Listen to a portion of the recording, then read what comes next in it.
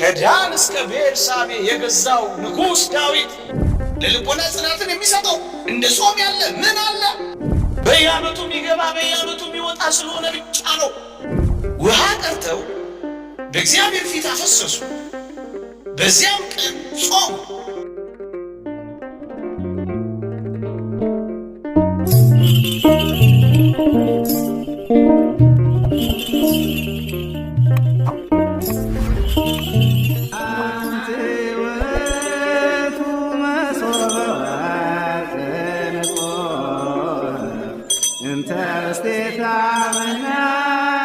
በስመ አብ ወወልድ ወመንፈስ ቅዱስ አሃዱ አምላክ አሜን። የተወደዳችሁ የእግዚአብሔር ቤተሰቦች እንደምን ሰነበታችሁ? እንደምን አላችሁ? አሜን። በቸርነቱ የጠበቀን በአጸደ መቅደሱ የሰበሰበን እንደ በደላችን ያልከፈለን እንደ ኃጢአታችንም ያልተቆጣጠረን ምሕረቱን ያበዛልን በፊቱ መታመናችን በጎደለ ጊዜ ሁሉ የታመነልን አምላካችን አባታችን መድኃኒታችን ልዑል እግዚአብሔር ዘላለማዊ ስሙ የተመሰገነ ይሁን።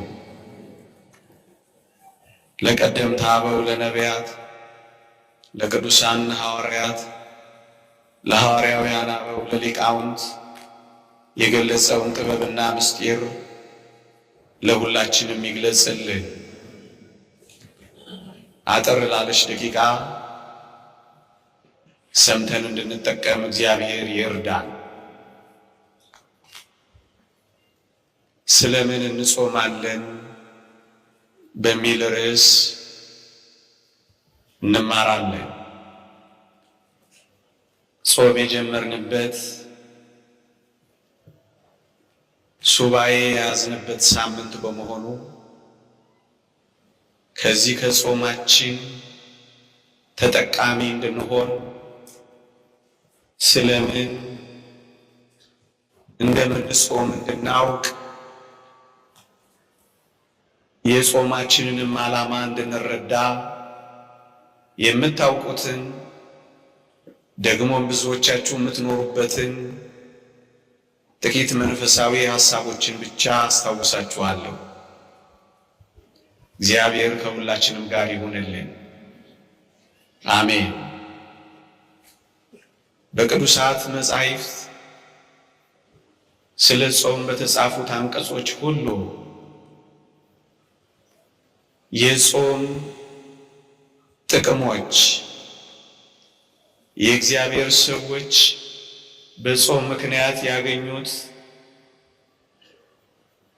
በረከቶች አብረው ተጠቅሰዋል።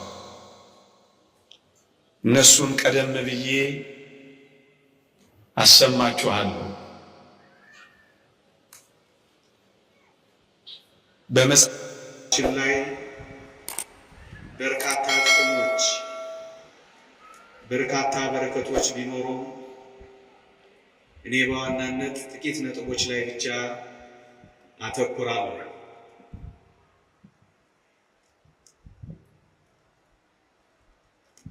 እንደኛ ባለው ዘመን ልንጠቀምባቸው ከሚገቡ ነጥቦች ጋር ለማያያዝ እንሞክራለሁ። የመጀመሪያው ጾም ሐዘንን ለመግለጽ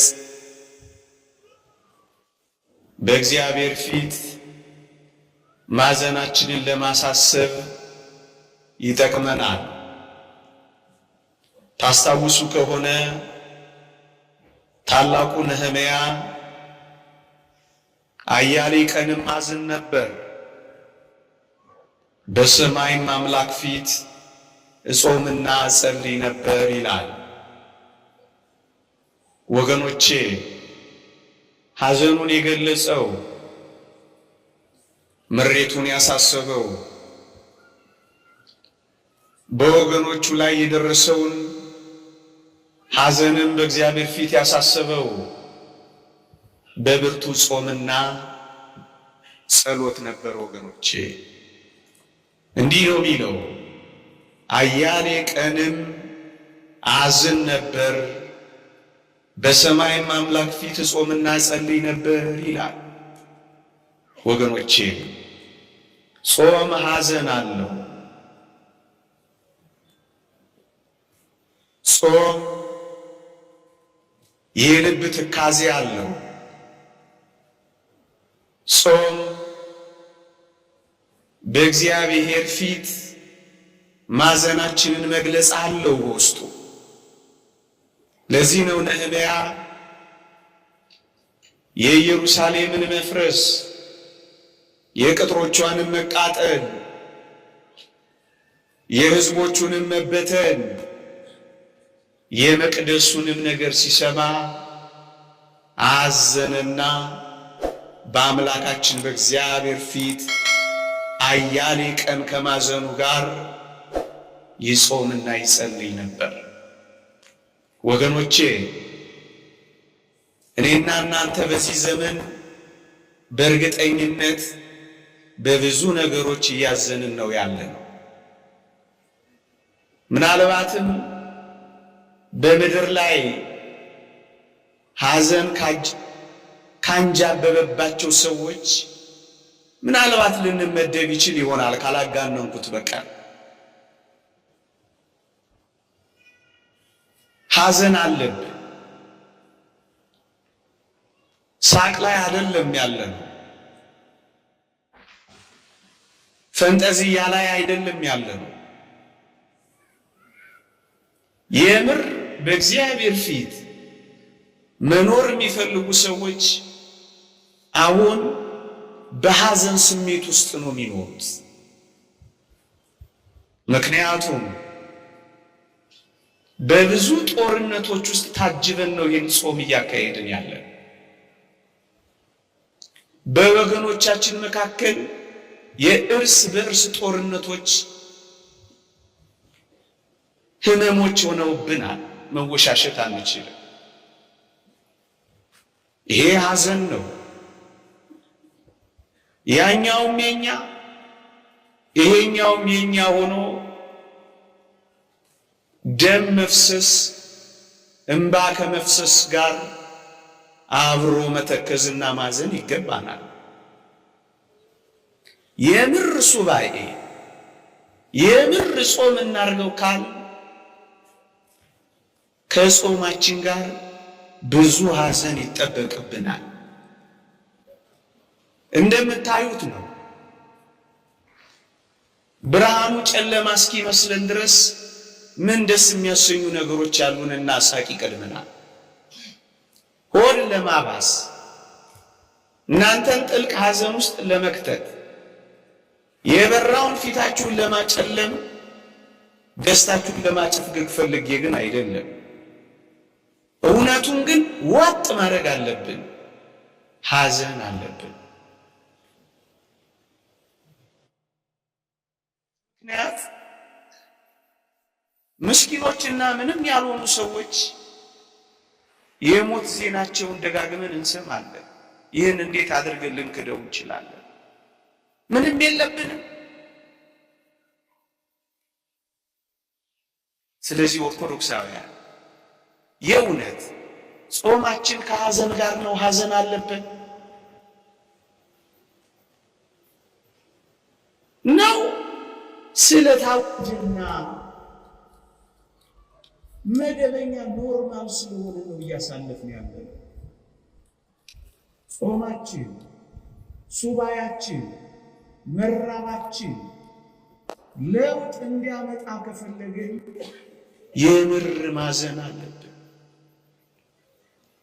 በቤተ ክርስቲያናችን መካከል ደስ የሚያሰኙ ነገሮች አንሰማ።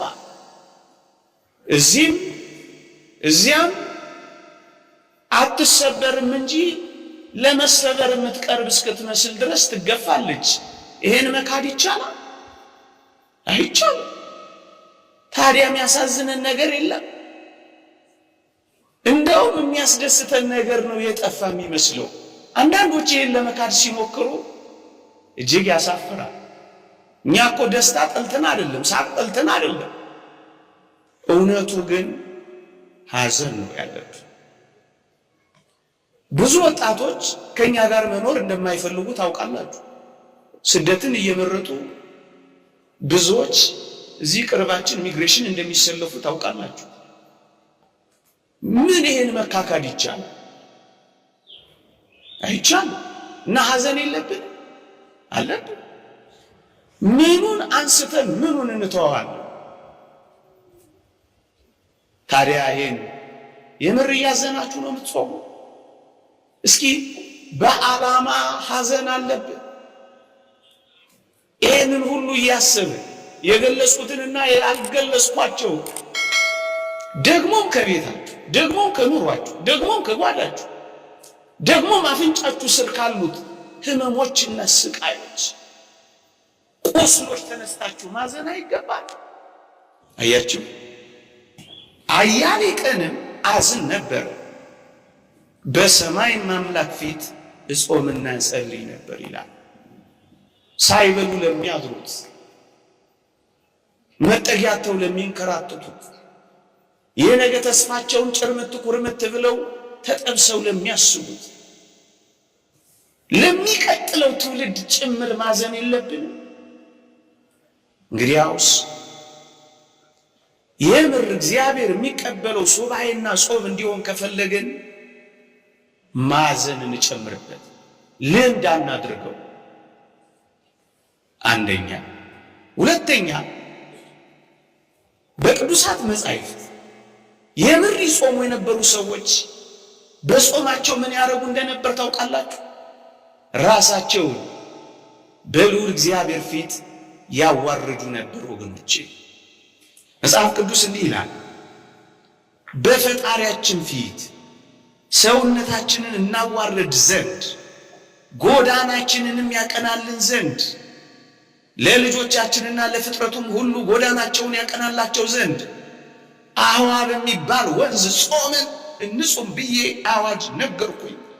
ስለዚህ ነገር ጾምን፣ ወደ እግዚአብሔር ለመንን፣ እርሱ ተለመነን ይላል። ምዕመናን፣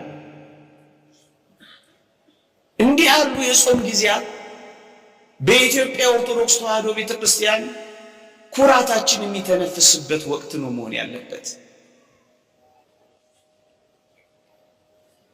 ወገኖቼ እስራኤል ከፈርዖን ባርነት ነፃ ሲወጡ ታስታውሱ ከሆነ ሁለት ነገር እንዲያደርጉ ታዘው ነበር። አንደኛ መራራ ቅጠል እንዲበሉ፣ ሁለተኛ ያልቦካ ወይም ቂጣ ታዘው ነበር። ወገን ምን ማለት ይመስላችኋል? ከፈርዖን ቀንበር ተላቀው የፋሲካውን በግ በልተው ከነዓን እንዲገቡ አስገድደው መከራቸውን እንዲያስቡ መራራ የሆነውን በጾም ራሳቸውን እንዲያስገድዱ፣ ከዚያስ ያልቦካ ያልፋፋ ቂጣ ብቻ እንዲበሉ እንደተባለ በትዕቢት ያልተነፉ እንዲሆኑ አድርጎ ነበር። መራራውን ቅጠልና ያልቦካውን ቂጣ እንዲበሉ ያዘዛቸው። ወገኖቼ እንዲህ ባሉ የጾም ጊዜያት ኩራታችን፣ ትዕቢታችን፣ ቀና ቀና ማለታችን ዝቅ ዝቅ ሊል አይገባም። መቼ ነው በእግዚአብሔር ፊት የምንዋረደው? ምን ሲሆን ነው በእግዚአብሔር ፊት የምንነጠፈው? ወገኖቼ ምን ሲመጣ ነው እጃችንን የምንሰጠው? ምን ሲመጣ ነው የምንተነፍሰው? ምን ሲመጣ ነው የምንማረከው? ምን ሲመጣ ነው የምንበረከከው? እንጃ እንጃ። መጣው መጣው የሚለው እኛ ቤት ሲመጣ እንጃ። እዩ በፈጣሪያችን ፊት ሰውነታችንን እናዋርድ ዘንድ ጾምን ነው። በዚህ የጾም ወቅት ከአልጋችን ብቻ አይደለም መዋረድ ያለብን፣ ከኃጢአታችንን ጭምር ነው መውረድ ያለብን ወገኖቼ። ራሳችንን የምናዋርድበት፣ በእግዚአብሔር ፊት ዝቅ ዝቅ የምንልበት፣ የምናጎነብስበት፣ ኃይል እንደሌለን ደካሞች እንደሆነ የምናውቅበት፣ በእግዚአብሔር ፊት በእውነት የምንዋረድበት፣ የምንወድቅበት። አንተ ምራን፣ አንተ እጆቻችንን ይዘህ አራምደን፣ አንተ ቅደምልን፣ እኛ ምንም ነን፣ ትቢያና አፈር እንኳን መሆን ያልቻል አቅመ ቢሶች ነን ብለን የምንዋረድበት ሆነ። እዩ። ስለዚህ ነገር ጾምን፣ እግዚአብሔርንም ለመን፣ እሱም ተለመነን ይላል።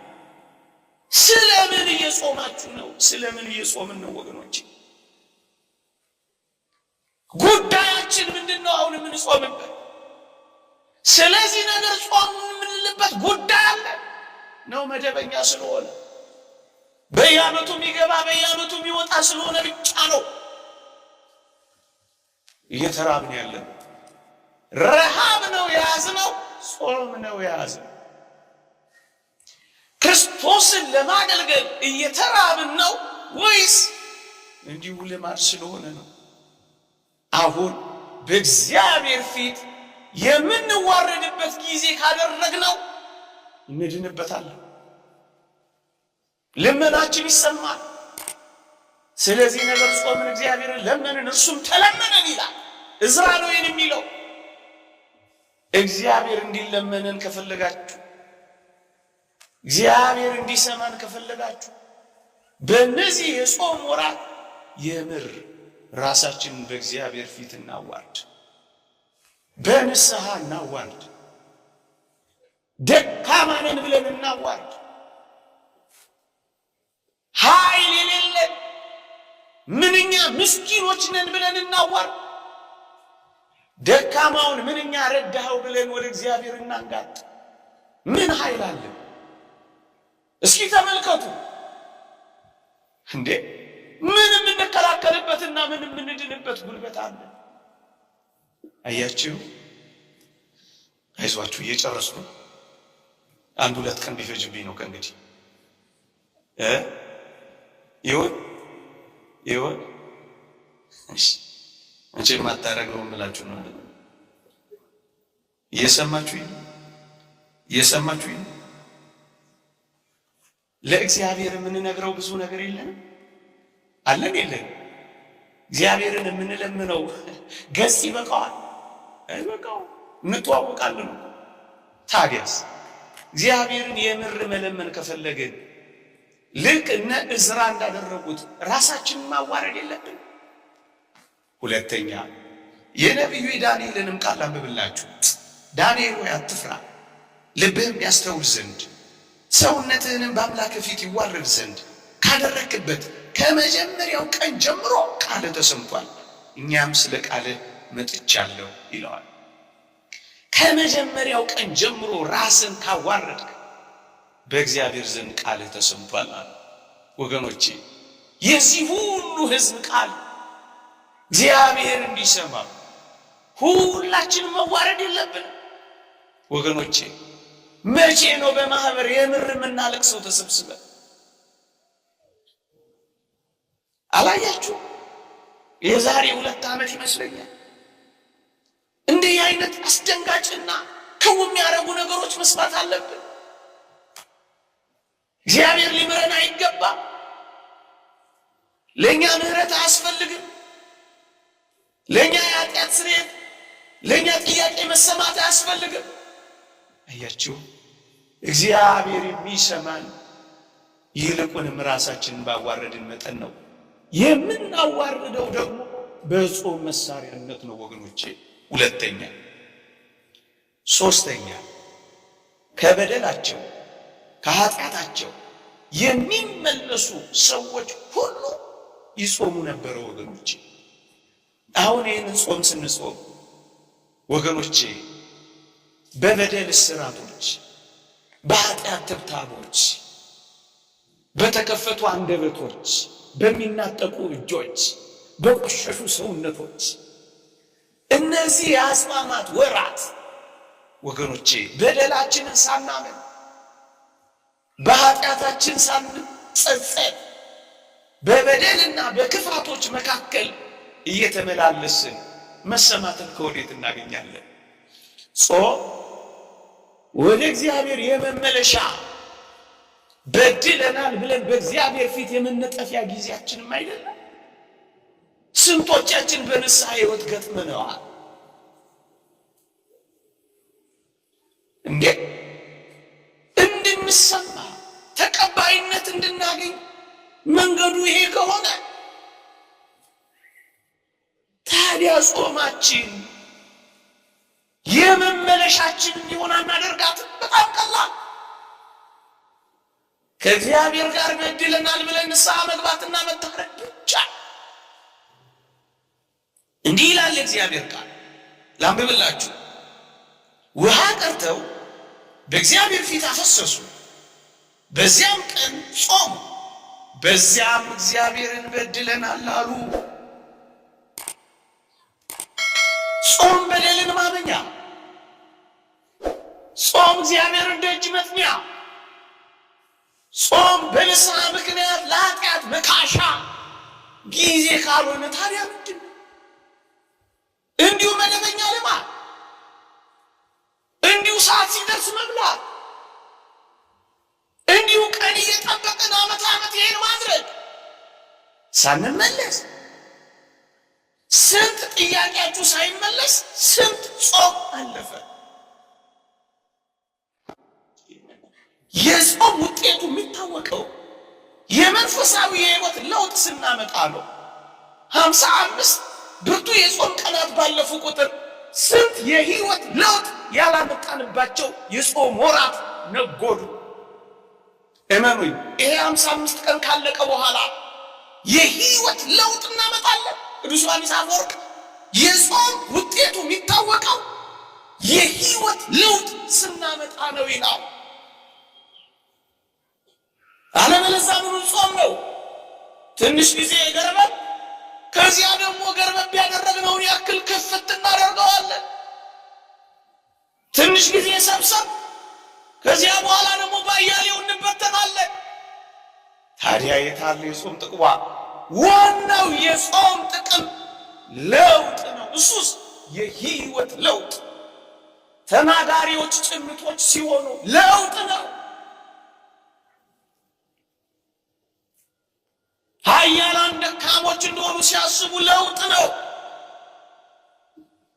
ወዲህ ወዲያ የሚሉ ሲወሰኑ ለውጥ ነው። ከትንሿ ነገር ጀምሮ የሕይወት ለውጥ በድለናል ብለው ሲያምኑ የሚያመጡት ለውጥ ነው። ሶስተኛ፣ አራተኛ፣ ያለምንም ጥርጥር ሁላችንም አንድ ደግሞ ተጋድሎ አለብን ወገኖቼ፣ ክርስቲያን እንደመሆናችን ይልቁንም ደግሞ ከዛ ከፍ ብሎ ኦርቶዶክሳውያን እንደመሆናችን ከአጋንንት ጋር ገባንም አልገባንም ወደድንም ጠላንም ውጊያ ውስጥ ገብተናል። ደም ተቃጠናል። ትግል አለብን ከሰማያውያን ሰራዊት ጋር ተጋድሎ ይዘናል። ታዲያስ በምን ልናሸንፈው ይገባል ወገኖቼ?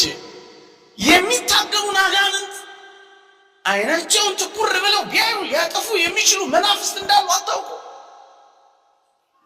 ታዲያ ብቻችን እንዴት እንችላቸዋለን? ዝም ብለን እየተዋጋን ይሆን እየወደቅን ያለ ነው? የሰራዊቱን አለቃ ከኋላ አድርገን እኛ ፊት እየሮጥን ይሆን እየወደቅ ነው? የታል እጃችሁ ላይ የብር መሳሪያ? እንዲህ ይላል መር ይስሐቅ፣ ክፉ ባላጋራ ሰይጣን ከሰው አንዱን ጾም ሲጾም ያየው እንደሆነ ይፈራ። ጌታ በቆሮንቶስ ገዳም ያሳፈረውን ማፈሩን የነሳውን ድል መንሳቱን ያስበዋል። ሊቀ ካህናት ከሚሆን ከጌታ በተሰጠን በጾም ኃይሉ ትደክማለች። ከዚህ ከጾም የሚጸና መንጋሻ አለ። ከአጋንንት ጋር ለመዋጋት ለልቦና ጽናትን የሚሰጠው እንደ ጾም ያለ ምን አለ? ይኸውም ክብር ይግባውና ክርስቶስን ለማገልገል መራብ ነው ይላል። እና በምን ትዋጉታላችሁ? በብዙ ጾም ካልሆነ እንዴ? ነቢዩ ዳዊት ያለውን አልሰማችሁ? አጋንንት ሲያስጨንቁኝ ማቅ ለበሱ፣ ነፍሴንም በጾም አደከምኳት፣ ጸሎቴም ወደ ብብቴ የተመለሰ ይላል። አጋንንት ሲያስጨንቁኝ ማቅ ለበሱ። አጋንንት እየተዋጉን ነው፣ ምንም ጥርጥር የለው። የጨለማው ገዢ ዓለምን ሊቆጣጠራት እየቀረበ ነው፣ ምንም ጥያቄ የለው። አንበሳ ሊውጠን በዙሪያችን እየጮኸ ነው፣ ምንም ጥያቄ የለው። የሰው መስሎን ከሆነ ተሳስተናል። ታዲያስ ከጾም የሚጸና ጋሻ ምን አለ? ለመዋጋት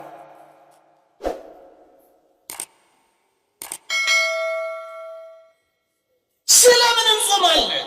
ለተጋድሎ። ስለምን እንጾማለን? ለመመለስ። ስለምን እንጾማለን? ራሳችንን ለማዋረድ። ስለምን እንጾማለን? ሐዘናችንን በእግዚአብሔር ፊት ልንገልጥ። ከብዙ በጥቂቱ ከረጅሙ ባጭሩ ጥቂት መንፈሳዊ ሐሳቦችን ጨምሬላችሁ ላብቅ። ሰዓት እንዳልወስድ ብዬ ነው አጠር አጠር ማድረገው። እግዚአብሔር ከሁላችንም ጋር ይሁንልን። እየሰማችሁኝ እንደሆነ ተስፋ አደርጋለሁ። ይዘናቸው ልንሄድ የሚገቡን ጥቂት ቁም ነገሮች ከነዚህ ጋር አንዳንድ ሐሳቦችን ልጨምርላችሁ። አንደኛ፣ አደራ ብዙ በመመገብ እንጂ በመጾም ክርስቶስን ለማገልገል በመራብ በምናደርጋቸው የአጽዋማት ጊዜያት በመራባችን በመጾማችን ደካሞች እንዳንሆን ልንነግራችሁ እንወዳለን። ብዙ መብላት እንጂ ሕዋሳትን የሚያደክመው ብዙ መጾም ሕዋሳትን አድክሞ አያውቅም። ዓለሙ ገልብጦ እንዳይነግረን እኛም በዚህ ሁኔታ እንዳንረዳው ነው። በጣም ብዙ የተመገቡ ሰዎች አይደሉም ምን በበሽታ የተጠቁት ሕዋሳቸው የደከመው ነው እኮ። ወገኖቼ ከዳን እስከ ቤርሳቤ የገዛው ንጉሥ ዳዊት ብርቱ ጿሚ እኮ ነበር። ቅድም አነበብኩላችሁ አይደለም? ሰውነቴ ቅቤ በማጣት ከሳ ያለው እሱ አይደለም? ነፍሴን በጾም አስመረርኳት ያለው ከዳን እስከ ቤርሳቤ የገዛው ንጉሥ ዳዊት አይደለም? አያችሁ፣ እንዲህ አይነቱ ብርቱ ንጉሥ በጾም ነው ብርቱ የሆነው። በጾም ትነግሳለህ ክርስቲያን ሆይ። እንዴ ከለዳውያንን በደንብ አድርጎ ተጽዕኖ ያሳደረባቸው ደግሞም የተቆጣጠራቸው ነቢዩ ዳንኤል እኮ ጿሚ ነበር ወገኖቼ። የሚጾም ሰው ደካማና ለፍስፍስ የሚሆን እንዳይመስላችሁ። እዩ፣ ነቢዩ ዳንኤል በዚያ በምርኮ ምድር በሀገሩ ልማድ ሽቶ እየተቀባባ አይደለም ድል ያደረገው፣ እየጾመ ነው ያሸነፈው።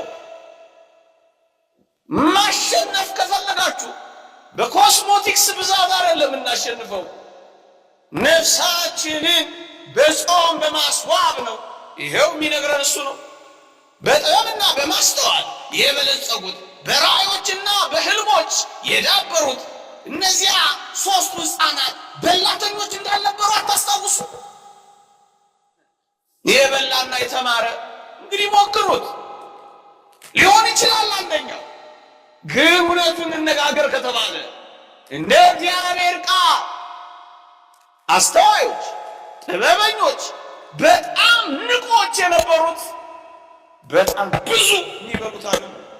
እንዳትሳሳቱ፣ እጀክማለሁ፣ ላንቁሶ ሆናለሁ፣ እልፈሰፈሳለሁ እንዳትሉ። መንፈሳችሁ ንቁ የሚሆነው በጾማችሁና በተራባችሁ ቁጥር። ማለዳ ላይ ትደነዝዛላችሁ፣ 6 ሰዓት ላይ ትንሽ ትነቃላችሁ። ሳትበሉ ትንሽ ከቆያችሁማ ነገሩ ሁሉ የሚገለጽላችሁ ትሆናላችሁ። ጥርት ይላል ነፍሳችሁ። ወገኖቼ ጾማችንማ እውነተኛ ሲሆን መክሳት የለውም፣ ወፍረዋል። መጥቆር የለውም፣ አብርተዋል። መደንዘዝ የለውም፣ ንቁ ሆነዋል። አልደከሙም፣ በርትተዋል። እውነት እንነጋገር ከተባለ በአጭር ያልተቀጡት ብዙ ዘመን የጠቀሙት እኮ ጾማሞች ናቸው። አባ ጳውሊ ከ100 ዓመት፣ አባ አንጦንስ ከ90 ዓመት በላይ፣ አባታችን አባ ዜና ማርቆስ ከ140 በላይ ጾሚዎቹን የሰነበቱት በላተኞች ማታውቁታላችሁ። ምንም ነገራችኋለሁ። ለዚህ ነው የእግዚአብሔር ቃል ሲደክም ያን ጊዜ ኃይለኛ እሆናለሁ ነው የሚለው። መንፈሳዊ ሰው ሲደክም ኃይለኛ ነው የሚሆነው። እጁ ኃይለኛ ነው የሚሆነው። ይጸልያል። ቃሉ ኃይለኛ ነው የሚሆነው። እሳት ይተፋ። እንደቁም ነገር የምር ያዝነው ስለማይመስለን እኮ ነው። ይኸውላችሁ ወገኖቼ በጾምና በጸሎት መድከም የለም። ለምን? ስንጾምና ስንጸልይ ጌታችን አብሮ ከኛ ጋር መስራት ይጀምራል። ከእግዚአብሔር ጋር ሆኖ ማን ይደክማል? ከእግዚአብሔር ጋር ሆኖ ከእግዚአብሔር ጋር ሆኖ ማን ይሸነፋል? እያችሁ እግዚአብሔር ከእናንተ ጋር እንዲሰራ ከፈለጋችሁ እናንተ በጸሎትና በጾም ድከሙ። ሌላ አንድ ነጥብ ልጨምርላችሁ። የምር እንደው እነዚህን ጊዜያት ጠለቅ ብሎ ማሰብ ተፈለገ። እዩ ምግብን መተውን የሚለማመድ ሰው ወገኖቼ ይህን ዓለም ለመተው ቅርብ፣ በጣም ቅርብ ነው የሚሆነው። ይህን ዓለም ለመተው ወገኖቼ የዓለም ትልቁ አጀንዳ የምግብ ሰብላል። ፉከራውን ሰቡ ይችላል ወይንም ትክክል ሊሆን ይችላል። በዓለም እይታ በዓለም ላይ የመጀመሪያው በምግብ ሰብል ራስን መቻል ምግብ ነው። ዋናው በልተሻ ስንት ሰዓት ላይ ትበላለህ? ምን ትበላለህ? የት እንብላ? ወሬው ሁሉ እንብላ ነው። ምግብ ምድር ላይ ምግብ ነው ሁሉም ነገር ወሬው ወገኖቼ። ያው ተመሰኛ ታምሪ ትበላለህ። ምግብ ነው ጉዳዩ ያለ ወገኖቼ። አያችሁ ከምግብ ሀሳብ በላይ ስትሆኑ ምግብን መርገጥና መናቅ ስትጀምሩ ሀብት ከመናቅ በፊት የሚቀርበው ምግብን መተው ነው። ይሄንን ነው አሁን የምንለማመደው። ይሄንን በጥልቀት የሚለማመድ ሰው ዓለምን ለመናቅ ቅርብ ነው የሚሆነው። ያልኳችሁ እኮ ለዚህ ነው ትኩረቱን ከምግብ ላይ ያነሳ። የተወደዳችሁ ኦርቶዶክሳን እንደ እግዚአብሔር ቃል እውነቱን ስንነጋገር የተወደደ መድኃኒታችን ኢየሱስ ክርስቶስ ቅዱሳን ሐዋርያት ስንቅ ይዘው ሲዞሩ ያልታዩት ለምን ይመስላችኋል? ሊቁ ዮሐንስ አፈወርቅ ምን ይላል? ምግብ ያን ያህል አስፈላጊ ስላልሆነ ነው ይላል። በቃ ምግብ ይዘው ዞረው አይታችሁ አታውቁም። ምንም ምግብ የለም ሄደን ገዝተን እንምጣ ሲሉ ትሰማላችሁ።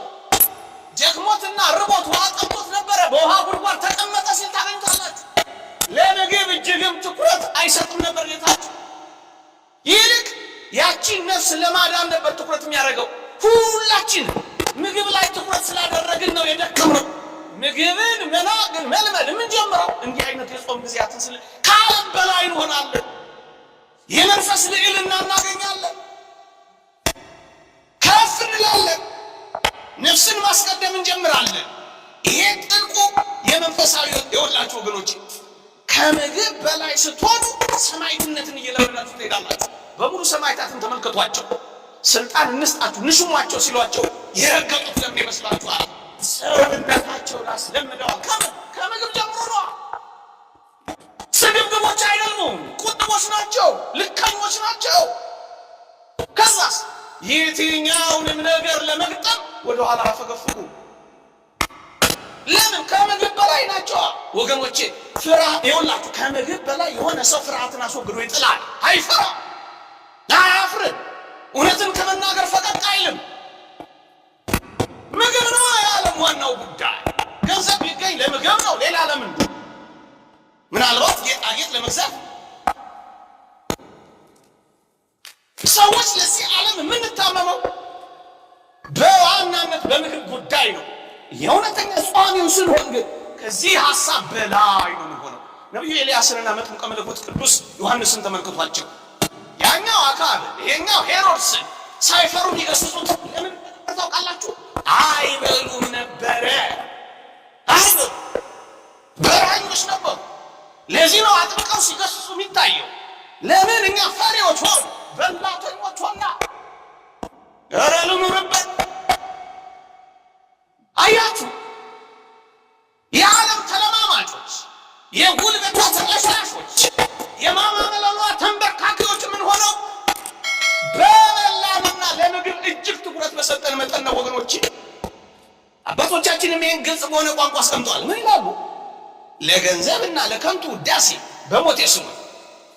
ለገንዘብና ለከንቱ ውዳሴ የሚያዘነብል ጽኑ የሆነ ፍላጎት ከሌለን ሞትንም ሆነ ድህነትን አንፈራም።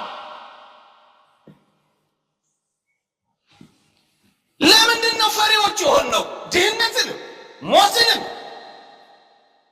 ለምንድን ነው የምንፈራው?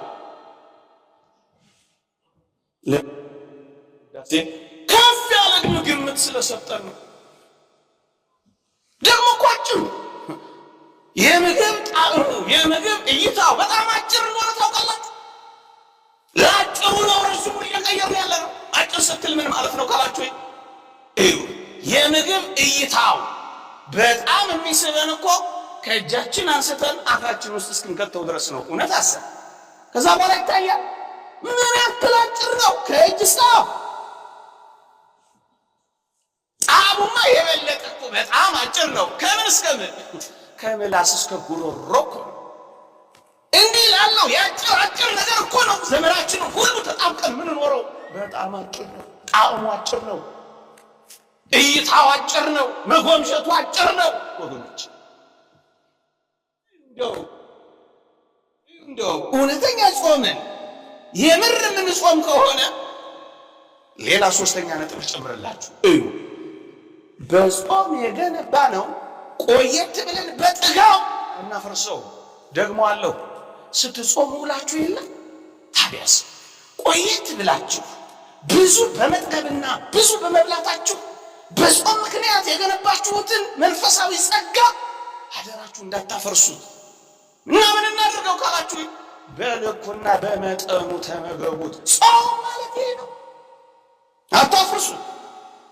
ሁለተኛ ጾም በኋላ ምን እንደምንመገብ እያሰብን ወይም እያመረጥን እስከ ጾም ሰዓት ድረስ የምግብን ሐሳብ ተሸክመነው ምን ቆየው? ለምንድን ነው? አያችሁ ምን እንደምንበላ፣ እንዴት እንደምናማርጥ፣ የት እንደምንበላ ገና ከመጀመሪያው ከማለዳው ጀምሮ እስከ ሰዓቱ ድረስ ስናሰላስል ከኖር ምኑን ጾም ነው? ከዚህ ሐሳብ መውጣትና ከዚህ ሐሳብ በላይ ምግብን ጭራሽ መርሳት ጭምር ነው። ደረሰ አልደረሰ እያሉ 10 ሰዓትን እያዩ 20 ጉዳይ ሆነ ሩብ ጉዳይ ደረሰ እያሉ እጅን እያዩ የሚጾሙት ጾም አይደለም። እናስ ምንድን ነው? የእጅ ሰዓትን ሳይሆን ምንጠባል በዚህ ጥሩ ሕይወት ውስጥ በምናገኘው ጸጋ የሚሰጠንን ምንጓዘው። ይሄ ነው እውነተኛ ጾም ማለት። ስንት ቀን ቀረኝ እያለ እየቆጠረ ቅዳሜና እሑድ ሲመጣ እየፈነጠዘ እንዲህም አይነት ጾም የለም። ይልቅ በጾም ውስጥ ባሉ በረከቶች ነፍስ በምታገኘው ይህ ነው። እንደውም አንድ ጊዜም ተነጋግረናል። የምር የምንጾም ከሆነ ስጋና ቂቤ ወይም አሳ ብቻ መተው አይደለም፣ የምንወደውን ነገር እንኳን ሳይቀር መተው ነው። ሽሮ ነው ላንተ ምርጥ፣ እሱን ትምህርቶ ለዚህ እኮ ነው ማለፊያ እንጀራም ጭምር አልበላሁም የሚለው። እውነተኛ ጿሚዎች ማለፊያ ነገር የላቸው። ይህ በአንድ ጊዜ የሚደረስበት ላይሆን ይችላል፣ ግን አስቡበት። ቀስ በቀስ ትንሽ ነገር እየቀመሱ ነው የሚኖሩት። ጾም ማለፊያ ነገር እንኳን አልቀመስኩም ቢላችኋል። ይሄ የምንወደውን ነገር ፌቨራይት የሆነውን ነገር እንኳን መተው ነው። በጣም የሚደንቀው ግን አባቶች አንድ አስደናቂ ምክር ይመክራሉ። ምን ይላሉ? የጾም ሰዓት እንኳን ሲያበቃ አትጣደፍ ይላል። አትጣደፍ፣ ከምጡ በላይ መሆንን አሳይ። ምግብህን አስቀምጥና መጀመሪያ ልጸልይ፣ ከዛ በኋላ አበላለሁ በል ጸልይ። ከዛስ እንደገና ምግብህን አስቀምጥና አንድ የመጽሐፍ ቅዱስ ቃል አንብበት፣ ምግብ ይቀመጥ። ከምግብ ሐሳብ በላይ መሆንን አሳየው። የመጽሐፍ ቅዱስ ቃል አንብብ፣ ተመገብ። መጀመሪያ ነፍስን መግባል፣ ከዚያስ አሁን ልብላ አትበል። እንዲያውም እንዲህ ብለህ ምግቡን አሳፍረው። ምን ብለህ ትንሽ ደግሞ ያን ቃው ላሰላስለው ብለህ ተመሰጥበት። ምን ማለት ነው? ከምግብ በላይ ሁንበት። ጨምረህ ለተወሰኑ ደቂቃዎች አምላክህን አክብርበት። ደሱ ነው የሚሉት። እውነተኛ ጾም ምን ረሃብ ስሜት ይሰማን ይገባል። ጌታችን በወንጌል ከጾመን በኋላ ተራበ ነው የሚለው። የተወደዳችሁ ኦርቶዶክሳውያን እውነተኛ ጾም ረሃብ ሊከተላት ይገባል። እንደውም አንድ አባት ዮሐንስ ዘሰዋስው የሚባል አባት ምን ይላል? የአጋንንት አለቃ የወደቀው ሉሲፈር ነው ይላልና የፈቃደ ሥጋ አለቃ ደግሞ ይላል ሆዳምነት ነው ይላል፣ ጥጋብ ነው ይላል። የእግዚአብሔርን ቃል አነበባችሁ? ይሽሩን ወፈረ፣ ረገጠ፣ ደነደነ፣ ሰባ ይልና አምላኩንም ረሳ ይላል። ጥጋብ እግዚአብሔርን እንዳስረሳ ምድርን አታዩ። ጥጋብ እኮ ነው ያሰፋቸው። የአጋንንት አለቃ ሉሲፈር ነው። የፈቃዳተ ሥጋ ሁሉ አለቃ ደግሞ ጥጋብ። ጥጋብ ከመጣ የማይመጣ ጉድ የለም። ዝሙት የሚመጣ በዛ ነው። ልበ ደንዳናነቱ የሚከተለው ለዛ። ለምንድን ነው ብዙዎች ሲነገራቸው የማይሰሙት ደንዳና የሆኑት ካላችሁ? ጥጋብ ነው፣ ሆዳምነት ነው፣ ስግብግብነት ነው። መች የድሃ እምባ ይታያቸዋል? ለምን? ከጠገብክ እግዚአብሔርን መርሳት አይቀሬ ነው። የሚኖረው ወገኖቼ የሚራብ ሰው በሞቴ ስሙ የሚራብ ሰው አቅሙንና ድካሙን ስለሚያውቅ ከመታበይና በራስ ከመተማመን ይልቅ ወደ አምላኩ ይገሰግሳል። ስንራብ አቅመ ቢስነታችንን ኃይል የሌለን ምስኪኖች መሆናችንን እንረዳለን። ከዛስ እንዴት ትዕቢት ይዘናል። እኔ ምንኛ ደካማ ነኝ ማለት እንጀምራለን ወገኖቼ። አያችሁ በረሃብ ምክንያት ምንኛ ወደ አምላካችን ልንገሰግስ እንደምንችል ወደ ኃይላችን፣ ወደ ረዳታችን፣ ወደ አጋዣችን፣ ወደ ጉልበታችን እንገሰግሳለን። ለምን? በመድከማችን ምክንያት አቅመ ቢስና ኃይል የሌለን መሆናችን ይገባናል። ለዚህ ነው የምንራብ። ወደን ፈቅደን ክርስቶስን ለማገልገል መራብ እንዳለው ማሪሳቅ እኛም ወደን ፈቅደን የምንራበው ለዚህ ነው።